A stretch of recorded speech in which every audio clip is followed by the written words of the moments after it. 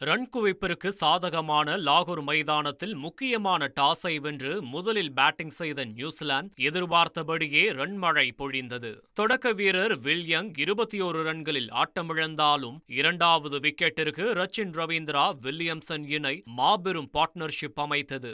இருவரும் ரன் ரேட்டை 6க்கு கீழ் செல்லாமல் பார்த்து கொண்டதுடன் அடிக்கடி பவுண்டரிகளை விரட்டின.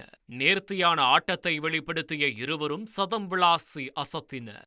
சதத்தை தாண்டிய பின் இருவரும் அடுத்தடுத்து ஆட்டமிழந்தாலும் அடுத்து வந்த மிட்சல் நிலைத்து விளையாடினார். கடைசி கட்டத்தில் கிளென் பிலிப்ஸ் வான வேடிக்கை நிகழ்த்த 50 ஓவர்களில் 362 ரன்கள் குவித்தது நியூசிலாந்து. 363 ரன்கள் என்ற கடினமான இலக்கை நோக்கி ஆடிய தென்னாப்பிரிக்க அணியில் தொடக்க வீரர் ரிக்கல்டன் சொற்ப ரன்களுக்கு ஆட்டமிழக்க இரண்டாவது விக்கெட்டுக்கு கேப்டன் பவுமா வாண்டர் டுசன் இணை வலுவான பார்ட்னர்ஷிப் அமைத்தது. இருவரும் அரை சதம் கடந்த சூழலில் தனது நேர்த்தியான பவுலிங்கால் இருவரின் விக்கெட்டையும் வீழ்த்தினார் நியூசிலாந்து கேப்டன் சாண்ட்னர்.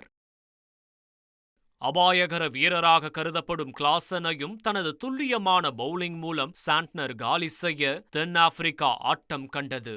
ஆட்டம் நியூசிலாந்து பக்கம் வந்தது. மார்க்கரம் 31 ரன்களில் ரச்சினிடம் கேட்ச் அண்ட் பவுலாக தென்னாப்பிரிக்காவின் பின்வரிசை விக்கெட்டுகள் அடுத்தடுத்து வீழ்ந்தன. அதே சமயம் வழக்கம்போல் டேவிட் மில்லர் மட்டும் ஒரு முனையில் இறுதி வரை போராடினார். நியூசிலாந்து பவுலிங்கை சிதறவிட்ட மில்லர் கடைசி பந்தில் சதம் அடித்தார். ஆனால் அது பலனளிக்கவில்லை. இறுதியில் தென்னாப்பிரிக்கா 9 விக்கெட் இழப்பிற்கு 312 ரன்கள் மட்டுமே எடுக்க 50 ரன்கள் வித்தியாசத்தில் நியூசிலாந்து வெற்றி பெற்றது. ஐசிசி அரையிறுதிப் போட்டியில் 9வது முறையாக தென்னாப்பிரிக்கா தோற்றிருக்கிறது. 3வது முறை சிடி ஃபைனலுக்குள் நுழைந்துள்ள நியூசிலாந்து வரும் 9ஆம் தேதி இந்தியாவுடன் மகுடத்திற்கு மல்லு கட்ட உள்ளது.